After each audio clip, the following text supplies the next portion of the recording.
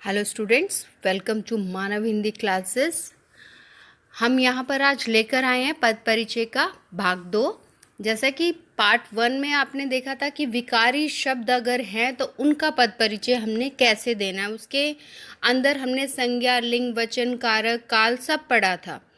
तो अभी इस वीडियो में हम पढ़ेंगे अविकारी शब्द का अगर आपको परिचय देना है। सब जो आपका पद परिचय क्लास 10 का ग्रामर टॉपिक है, उसमें अगर आपको अविकारी शब्द का परिचय देना है तो उसमें आपको क्रिया विशेषण, संबंध बोधक, समुच्चय बोधक, विस्मयादि बोधक, निपात, जो कि अविकारी या अव्यय के भेद हैं, उनके बारे में आपको विस्तार से पढ़ाएंगे कि आपको उसका पद परिचय किस तरह से पेपर में लिखना है ताकि आपके पूरे मार्क्स आए, कहीं पर भी आपके मार्क्स ना कटे। तो चलिए अब शुरू करते हैं अपना वीडियो। पद किसे कहते हैं?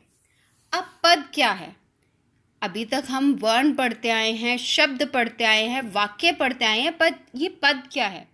अब पद को समझने से पहले हमें शब्द को समझना होगा। अभी आप जो शब्द है वो क्या होता है? वर्णों का सार्थक मेल। ऐसा नहीं कि आप कोई भी वर्ण मिला देंगे तो शब्द होगा, नहीं।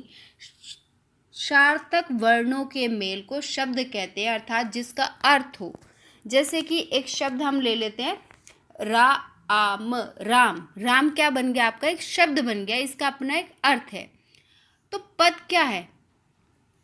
पद जब वही शब्द, जब आपका ये राम शब्द है, व्याकरणिक नियमों में बंध जाए, अर्थात वाक्य में प्रयुक्त हो जाए, तो वही शब्द वाक्य में प्रयुक्त होने के बाद क्या कहलाता है?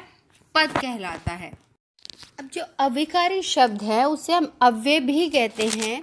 जो अव्यय शब्द है उन्हें क्यों अव्यय कहा जाता है? क्योंकि उनके ऊपर लिंग, वचन, काल, कारक किसी का भी कोई प्रभाव नहीं पड़ता। वो जैसे हैं उसी अवस्था में रहते हैं, उनको किसी भी तरह से हम हिला नहीं सकते, यानी कि अपने वो नियम के एक तरह से पक्के हैं। तो जैसे कि मान लो धीरे धीरे, उधर, यहाँ, परंतु, और, इसलिए, प्रातः, कल, अचानक, ये सब क्या है? आपके अविकारी शब्द। अविकारी शब्द मैं फिर से आपको बता रही हूँ, वे शब्द जिन पर किसी भी प्रकार से कोई असर नहीं होता, ना लिंग का, ना वचन का, ना काल का, ना कारक पुरुष, किसी का भी उनके ऊपर कोई प्रभाव नहीं पड़ता। एक ही बात है, अविकारी का ही दूसरा नाम अव्यय है। तो यहाँ पर अव्यय या विकारी शब्द के कितने भेद है? 5 भेद है। कौन कौन से हैं? क्रिया विशेषण, संबंध बोधक, समुच्चय बोधक, विस्मयादि बोधक तथा निपात। अब इनका हम एक एक कर उदाहरण के साथ इनको समझते हैं ताकि आपको आसानी से पद परिचय में इन्हें इस्तेमाल कर सकें। अब जो सबसे पहला भेद हमने पढ़ा है अव्यय का, वो है क्रिया विशेषण। अब क्रिया विशेषण को पढ़ने से ही आपको पता चल रहा है, विशेषण यानी कि जो किसकी संज्ञा सर्वनाम की विशेषता बताती है, पर यहाँ पर विशेषण के आगे ही क्या लग गया है? क्रिया। वे जहाँ पर क्रिया की विशेषता बताई जाएगी वे शब्द क्या कहलाएंगे? क्रिया विशेषण कहलाएंगे। क्रिया की विशेषता बताने वाले शब्द क्रिया विशेषण कहलाते हैं। जैसे बहुत, धीरे धीरे, उधर, प्रातः आदि। अब इसके जो आगे भेद हैं, इसके 4 भेद हैं। कालवाचक क्रिया विशेषण, रीतिवाचक क्रिया विशेषण, स्थानवाचक क्रिया विशेषण, परिमाणवाचक क्रिया विशेषण। अब जैसे कालवाचक, कभी कभी, अभी, प्रातः, आजकल, प्रतिदिन, ये सब क्या होगा? कालवाचक। उसके बाद रीतिवाचक, रीति माने किसी चीज को करने का ढंग, कैसे करता है कोई? धीरे धीरे, सरपट, भली भांति, जल्दी से, तेज तेज, तो वो क्या हो गया आपका? रीतिवाचक। स्थानवाचक, स्थान यानी कि जहाँ पर किसी जगह की बात हो, ऊपर, नीचे, अंदर, बाहर, भीतर, आसपास, उधर, इधर आदि, ये क्या आपके स्थानवाचक क्रिया विशेषण शब्द हैं। अब जो 4th है वो है परिमाणवाचक क्रिया। परिमाण, मात्रा, क्वांटिटी। तो उसका पता लगाने वाले शब्द कौन से होंगे आपके? बहुत, कम, अत्यधिक, जितना, उतना, थोड़ा। जैसे मैंने थोड़ा सा खाया। अब खाया क्या है? क्रिया, और थोड़ा थोड़ा क्या है आपका? क्रिया विशेषण शब्द। कौन सा? परिमाणवाचक क्रिया विशेषण शब्द।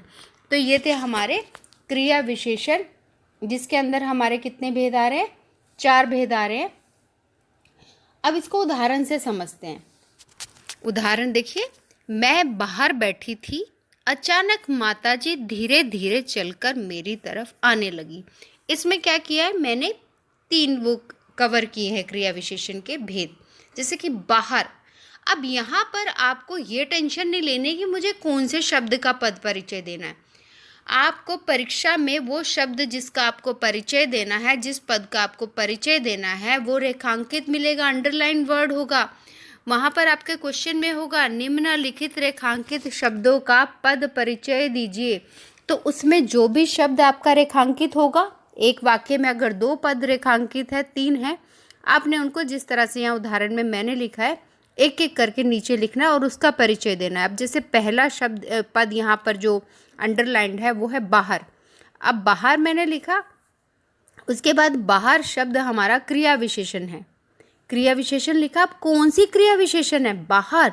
स्थानवाचक, यहाँ पर स्थान का जिक्र है। ये हमारे 2 ही आएंगे इसमें। अब क्योंकि इस पे लिंग वचन कारक तो होता नहीं ना कुछ। अब जो बैठी है वहाँ पर क्रिया के स्थान की विशेषता बताई गई है, तो आप इस तरह से इसका जिक्र करेंगे। अब है अचानक। अचानक आपकी क्या है? क्रिया विशेषण।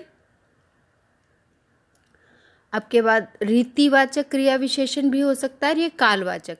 अचानक आ गए, तो ये आपका है रीतिवाचक क्रिया विशेषण। तो यहाँ पर रीतिवाचक क्रिया विशेषण। अब उसके बाद धीरे धीरे क्रिया विशेषण है, ये भी शब्द। कौन सा क्रिया विशेषण है? ये रीतिवाचक क्रिया विशेषण है। तो आप इस तरह से क्या करेंगे? उसको एक जो पद रेखांकित है उसे लिखेंगे और उसके बारे में वो संज्ञा है, सर्वनाम है, क्रिया है, क्रिया विशेषण है, जो भी है आप उसे एक एक कर लिखना शुरू करेंगे। अब जो क्रिया विशेषण का हमने पढ़ा है, उसमें अब जो अव्यय शब्द का दूसरा भेद है वो क्या है? संबंध बोधक। अव्यय का जो दूसरा भेद है वो क्या है? संबंध बोधक। संबंध किसका? संज्ञा का सर्वनाम से, संज्ञा का संज्ञा से। जब संज्ञा या सर्वनाम के बाद प्रयुक्त होकर वाक्य के अन्य संज्ञा या सर्वनाम शब्द के साथ संबंध बताता है, तो उसे क्या कहते हैं? संबंध बोधक। या तो 2 संज्ञा शब्दों को आपस में जोड़ेगा, उनका आपस में संबंध बताएगा, ये संज्ञा का सर्वनाम से बताएगा, सर्वनाम का संज्ञा से संबंध बताएगा। जैसे विद्यालय के पास बगीचा है। अब यहाँ पर विद्यालय क्या है? आपका संज्ञा शब्द है, जातिवाचक संज्ञा शब्द है। बगीचा भी आपका जातिवाचक संज्ञा शब्द है। तो अब इन दोनों को जोड़ने का काम, इनका संबंध बताने का काम के पास कौन कर रहा है? संबंध बोधक क्रिया विशेषण। के भीतर, के बारे, के विपरीत, के बदले, की तरह, की तरफ, के बाद, ये सब क्या है? आपके संबंध बोधक अव्यय हैं। अब यहाँ पर आपने देखा है कि हमने संबंध बोधक की परिभाषा क्या बनाई? जो अव्यय संज्ञा या सर्वनाम के बाद प्रयुक्त होकर वाक्य के अन्य संज्ञा या सर्वनाम शब्दों के साथ संबंध बताते हैं, उन्हें हम संबंध बोधक कहते हैं। अब उदाहरण से देखिए, विनय से पहले मोहन घर आया। अब मैंने आपको पहले ही बताया कि ये 2 संज्ञा शब्दों को, सर्वनाम संज्ञा को जोड़ता है। तो विनय क्या है? आपका संज्ञा शब्द, व्यक्तिवाचक संज्ञा। मोहन भी क्या है? व्यक्तिवाचक संज्ञा। तो इन दोनों को जोड़ने का काम क्या कर रहा है? से पहले। तो अब वो से पहले आपका क्या है? अव्यय शब्द है, स्थानवाचक, संबंध बोधक है। तो आपका ये क्या हुआ? संबंध बोधक का उदाहरण। विनय का मोहन से संबंध भी यहाँ पर बताया गया है। तीसरा भेद, अव्यय का तीसरा भेद, अविकारी शब्द का तीसरा भेद है समुच्चय बोधक। अब समुच्चय बोधक क्या काम करता है? पहले हम इसे समझते हैं कि समुच्चय बोधक का कैसे पहचाने हम। समुच्चय बोधक जो है ये क्या करता है? 2 शब्दों को दो पदबंधों को या दो अव्यय को जोड़ने का काम करता है। उससे पहले किस संबंध बोधक किसे जोड़ रहा था? संज्ञा सर्वनाम का। उन्हें क्या कहते हैं? समुच्चय बोधक। अब ये क्या है? और, तथा, किंतु, परंतु, अथवा आदि, ये आपके क्या है? समुच्चय बोधक अव्यय शब्द।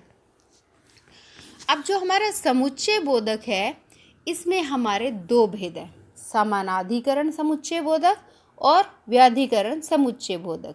अब इसे समझते हैं। समानाधिकरण, समान अधिकार, यानी कि किसी को न कम न किसी को ज़्यादा। अब अगर दो बच्चे हैं तो माता पिता दोनों को बराबर प्यार करते हैं, तो वहाँ समान अधिकार दिया जा रहा है। तो यहाँ पर ना कम होगा ना ज़्यादा होगा। मोहन सुंदर है, और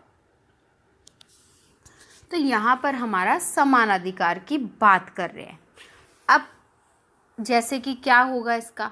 और, तथा, एवं, अथवा, या, नहीं, तो, अन्यथा, इस तरह से समानाधिकरण हैं हमारे। व्याधिकरण, व्याधिकरण यानी कि उसका भेद होना, उसमें समानता ना होना। जैसे कि इसमें क्या होगा? एक के ऊपर एक डिपेंडेंट होगा, एक अधिक प्रभावशाली होगा, दूसरा उसके आश्रित रहेगा, तभी काम होगा। अब यहाँ पर की, अब आपको की और की में अंतर। की क्या है आपका? जहाँ पर आपकी बड़ी लगती है वहाँ होता है आपका संबंध बोधक, संबंध कारक, का के की। और जहाँ छोटी की लगी है वो आपका क्या है? आपका व्याधिकरण समुच्चय बोधक। तो अब इसको हम उदाहरण से समझते हैं। अब इसका उदाहरण होगा, मीता और रीता बहनें हैं, समान अधिकार है, दोनों बहनें। मीता भी उतनी इम्पोर्टेंट है और रीता भी उतनी इम्पोर्टेंट है। तो यहाँ पर और का आपको बताना है, तो क्या है आपका? वो पहले तो अव्यय शब्द है, फिर समानाधिकरण समुच्चय बोधक है। दूसरा उदाहरण देखिए, यदि अच्छे अंक लाने हैं तो मेहनत करो। तो एक के ऊपर एक डिपेंडेंट, तो क्या है आपका? पहली बात अविकारी शब्द, फिर क्या है? व्याधिकरण समुच्चय बोधक। इसका अंतिम जो भेद है अविकारी शब्द का, वो है विस्मयादि बोधक। विस्मयादि बोधक आपको पता है, आप इसे पढ़ चुके हैं, जहाँ पर आपके भावों के बारे में बताया जाता है। कौन कौन से भाव होते हैं? आश्चर्य, हर्ष, घृणा, पीड़ा आदि के भाव प्रकट हो, उन्हें हम कहते हैं विस्मयादि बोधक शब्द। जैसे कि आश्चर्य है तो आप क्या कहेंगे? ओह, अरे। उल्लास है तो वाह, खूब, बहुत अच्छा। अगर आप शोक में है, पीड़ा में है, तो आप क्या कहेंगे? हाय, उफ। तो ये सब क्या है? आपके भाव हैं। कौन से? विस्मयादि बोधक अव्यय शब्द हैं। ये आपके स्वीकृति के लिए अच्छा, ठीक है, चेतावनी के लिए हटो, बचो, सावधान, खबरदार। तो ये आपके क्या है? कौन से हैं? ये आपके भावों को प्रकट करने वाले अविकारी शब्द विस्मयादि बोधक। अब इसे हम उदाहरण के साथ समझते हैं। तो उदाहरण में हम क्या कहेंगे? वाह, हम प्रथम आए। अब वह क्या है आपका? अव्यय शब्द है, विस्मयादि बोधक है और हर्ष का भाव है। अब ऐसे दूसरा उदाहरण, हाय कितना बुरा दृश्य है, अव्यय है, विस्मयादि बोधक है और पीड़ा का भाव है, दुख का भाव है। तो यहाँ पर हमने समझा कि अविकारी शब्द जब परिचय में आएंगे, पद परिचय में अविकारी शब्द होंगे, तो हम उसका किस तरह से परिचय कर सकते हैं, किस तरह से हम उन्हें बता सकते हैं। अगर आपको फिर भी इस विषय में कोई भी डाउट है तो आप मुझे कमेंट बॉक्स में ज़रूर लिखें, ताकि मैं भी इस विषय पर और अधिक से अधिक गहनता से सीख सकूं, क्योंकि एक शिक्षा ऐसा प्रोसेस है जो किसी का भी पूरा नहीं होता। वो आए दिन नया कुछ ना कुछ सिखाने का भाव अपने अंदर लेकर रहता है, और हमें वो एक्सेप्ट करना चाहिए कि हमें भी बहुत कुछ सीखना है। तो have a wonderful day. Thank you.